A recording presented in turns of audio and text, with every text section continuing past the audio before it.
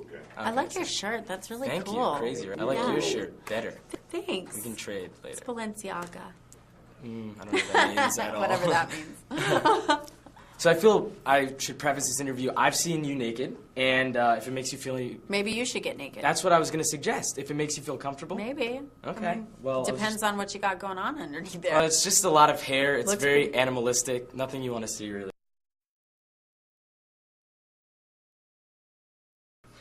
All right, so let's talk about zombie strippers. How did you first become attached to this project? Because you see a script titled Zombie Strippers. How is that gonna? At first, I was a little taken aback, but I'll preface it this way. I have always been a huge horror movie fan. That and baseball.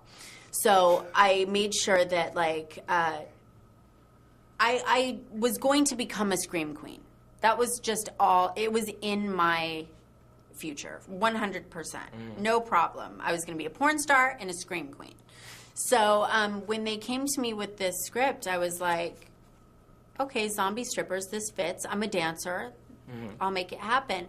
But then I started reading into it, and I realized, wow, this movie has a lot more to offer. It has lots of cool, crazy messages, and I'm a feminist, so I kind of I loved the idea of women being incredibly powerful and having, this thing over men. And I liked the fact that I got to rip a man's penis off with my mouth. Yeah, okay.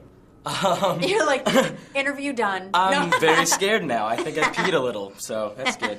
I soiled myself. About that, I was going to ask, what type of audience do you think this caters to? Because it's very, on one hand, it's a movie about zombies who are strippers. Yeah. And on the other hand, it's, very intellectual and quite, complex. It hits every demographic, I think. Men are obviously going to be attracted to this because there are hot chicks, naked chicks, that are sexy and all, but there are a lot of really fun things to this movie that you could bring your girl and she'd be like, wow, that stripper's reading Nietzsche. How cool is that? So I think that, in this day and age, too many movies take themselves too seriously.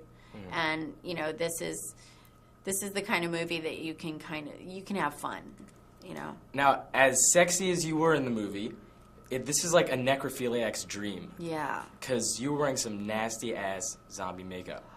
Did you was ever brutal. feel unsexy at all? That was the hardest part for me, really, in this movie, was the fact that, by the end of the movie, I was made like a hideous beast. I was it still pretty attracted brutal. to you. I had which a is kinda feeling. weird. I got that from you. You got that little, I like cold dead girls thing.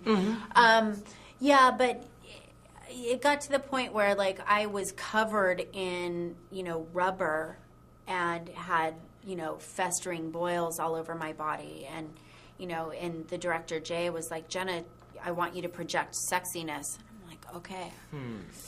Okay, just don't think about the fact that I look like I've been dead for 30 years. So that's got to be tough. Now, I want you to give me a stripper name. A stripper name? If I had to have a stripper name, what do you think my stripper name would be? Pinky Tuscadero. Ooh, Boner City. Okay, great. All right, thank you so much, Jenna. You're welcome. Nice to meet you. It's great to meet you.